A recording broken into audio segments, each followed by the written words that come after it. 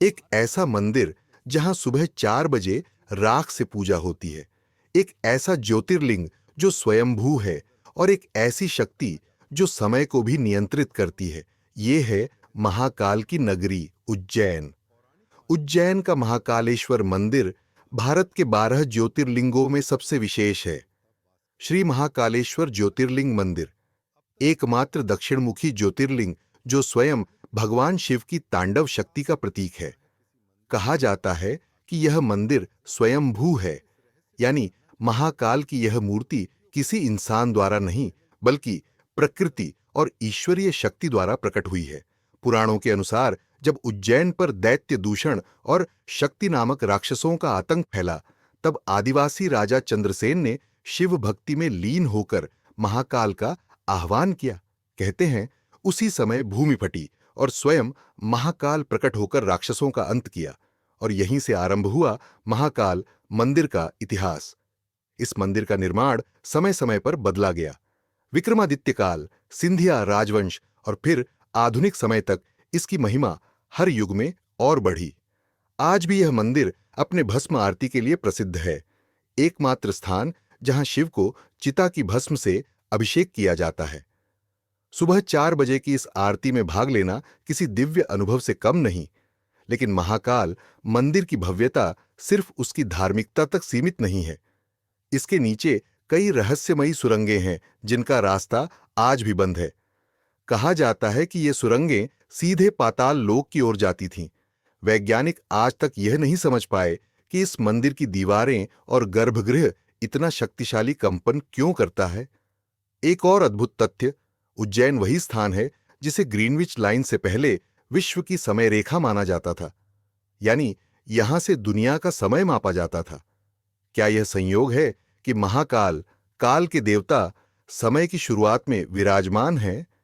महाकाल मंदिर के शिवलिंग का तापमान मौसम के अनुसार खुद ब खुद बदलता है, बिना किसी वैज्ञानिक उपकरण के।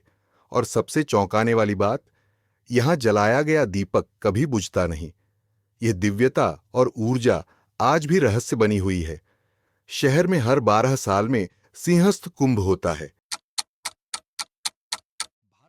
जिसमें करोड़ों लोग एक साथ पवित्र शिप्रा नदी में स्नान करते हैं। ऐसा कहा जाता है कि महाकाल की ऊर्जा उस समय चरम पर होती है, और जो उस स्नान में भाग लेता है उसे मोक्ष की प्राप्ति होती है। उज्जैन न केवल महाकालेश्वर मंदिर के लिए प्रसिद्ध है, बल्कि इसके आसपास भी कई पौराणिक, ऐतिहासिक और रहस्यमयी मंदिर स्थित हैं जो श्रद्धालुओं और इतिहास प्रेमियों को आकर्षित करते हैं। महाकालेश्वर मंदिर से लगभग 2 किलोमीटर की दूरी पर स्थित है हरसिद्धि माता मंदिर, जो शक्ति की देवी को समर्पित है।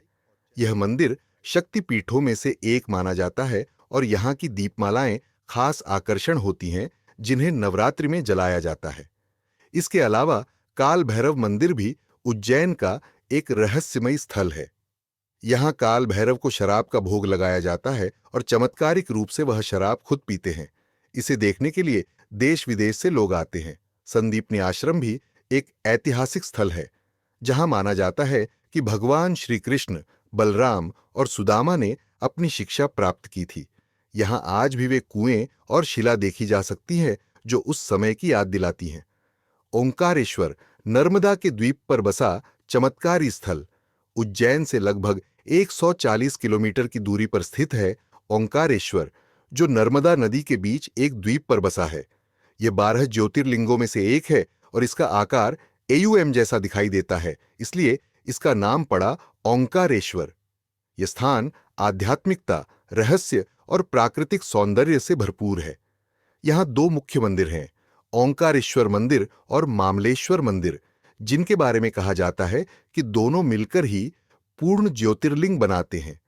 नर्मदा की कलकल करती धाराओं के बीच स्थित यह मंदिर पहाड़ियों से घिरा हुआ है, और यहां तक पहुंचने के लिए पुल पार करना होता है, जो एक आध्यात्मिक यात्रा का अनुभव देता है।